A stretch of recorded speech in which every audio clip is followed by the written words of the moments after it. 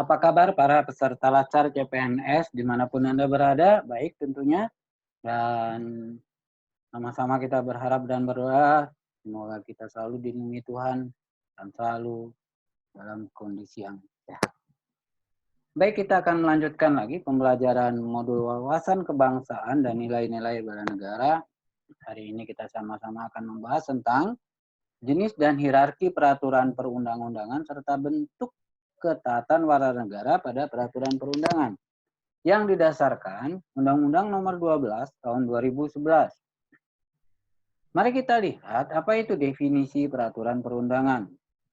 Peraturan perundangan adalah peraturan tertulis yang memuat norma hukum yang mengikat secara umum dan dibentuk atau ditetapkan oleh lembaga negara atau pejabat yang berwenang melalui prosedur yang ditetapkan dalam peraturan perundang-undangan.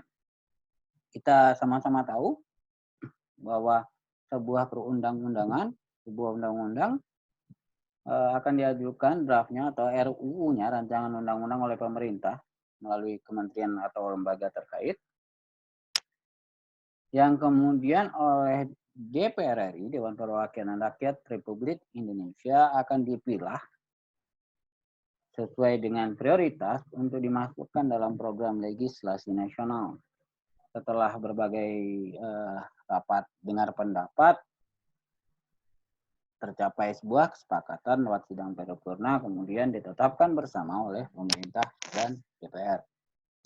Dari definisi itu, kita bisa melihat beberapa hal pokok, antara lain bahwa peraturan itu adalah peraturan tertulis, kemudian pembentukannya dilakukan oleh lembaga negara atau pejabat yang berwenang, kemudian mengikat secara umum. Mari kita lihat substansi dari Undang-Undang Nomor 12 Tahun 2011 yang merupakan pengganti dari Undang-Undang Nomor 10 Tahun 2004. Ya. Hierarkinya peraturan perundang-undangan yang berlaku di Negara Kesatuan Republik Indonesia sebagai berikut. Yang pertama adalah konstitusi kita, Undang-Undang Dasar Negara Republik Indonesia tahun 1945. Yang kedua, TAP MPR atau Ketetapan Majelis Permusyawaratan Rakyat. Yang ketiga, undang-undang atau peraturan pemerintah pengganti undang-undang. Jadi ini adalah sebuah peraturan yang sangat mendesak, dibutuhkan dalam kondisi tertentu, tetapi tidak bisa serta-merta karena prolegnas itu sudah dilakukan sebelumnya saat pertama kali DPR RI ditetapkan keanggotaannya, tetapi tetap saja mekanismenya harus mendapat persetujuan dari DPR RI. Kemudian yang keempat adalah peraturan pemerintah. Yang kelima peraturan presiden, keenam peraturan daerah atau provinsi, dan terakhir adalah peraturan daerah, kabupaten atau kota. Sering orang salah memahami apakah perwalkot, peraturan wali kota misalnya, itu termasuk peraturan daerah. Itu berbeda. Ya, berbeda. Oke. Lalu bagaimana bentuk ketaatan warga negara pada peraturan perundangan? Yang pertama adalah ketaatan dan kesadaran. Taat. Mengapa kita harus taat? Karena seperti sudah kita sampaikan sebelumnya, sebuah peraturan perundangan sudah melalui sebuah mekanisme keterwakilan lewat Dewan Perwakilan Rakyat. Kemudian disepakati bersama oleh pemerintah sebagai penyelenggara pemerintahan atau penyelenggara negara. Oleh karena itu, kemudian peraturan dan perundangan tersebut wajib ditaati dan dilaksanakan oleh seluruh warga negara karena mengikat seluruh warga negara atau mengikat secara umum seperti sudah disampaikan sebelumnya.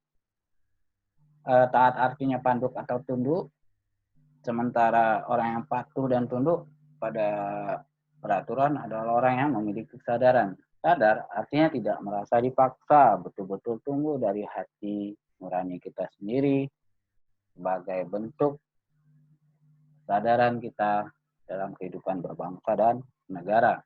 Kemudian kepatuhan warga negara.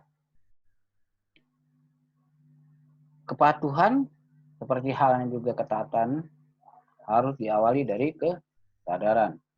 Kerap kita menghadapkan kepatuhan kita terhadap aturan hukum dengan sanksi yang akan kita terima bila kita menjadi pelanggar. Namun itu tidaklah baik. Sebaiknya kita menyadari bahwa kepatuhan adalah bagian dari hak dan kewajiban. Ketika kita menerima hak kita juga harus menghormati kewajiban orang lain. Ketika kita memenuhi hak kita harus juga menghormati hak orang lain. Bahwa di dalam kewajiban dan hak kita juga ada hak dan kewajiban orang lain.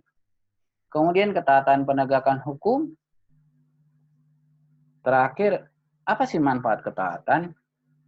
Ketaatan bertujuan untuk menjaga dan memelihara ketertiban masyarakat serta memenuhi rasa keadilan manusia.